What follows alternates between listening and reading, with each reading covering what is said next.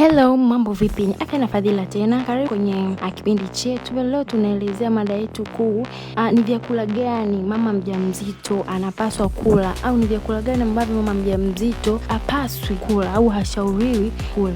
Mama mjamzito anashauriwa sana kula vyakula vyenye protini, yani nyama iliyopikwa vizuri, mfano kuku na samaki na maini kidogo. Kingine anashauriwa kula vyakula vya jamii ya maharage, mfano maharage, dengu, choroko na soya. Kingine anashauriwa kula mayai yaliyopikwa vizuri. Vyakula hivi husaidia ukuaji wa mtoto na kujenga seli mpya ya mwili kwa mtoto. Cha pili, mama mjamzito anashauriwa kula vyakula vyenye madini ya chuma, yani iron. Mfano maini kidogo tu kwa sababu ya vitamini A, lakini kingine ale mboga za majani, yani mchicha, sukuma wiki, spinach, dengu. Anashauriwa kutumia vitu hivyo.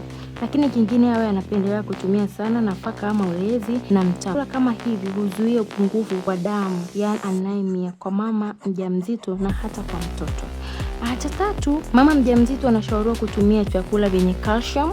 Mfano mojawapo ni maziwa, mtindi au jabini. Mama mjamzito anapaswa kula dagaa, wale wadogo ambao unatafuna na mifupa yake. Lakini kingine apendelee sana, yani mboga za majani ni kitu cha msingi na cha lazima kwenye lishe ya mama mjamzito. Tunarudia tena, kama spinachi, mchicha na hata matembele yanakwenda kuongeza damu mwilini.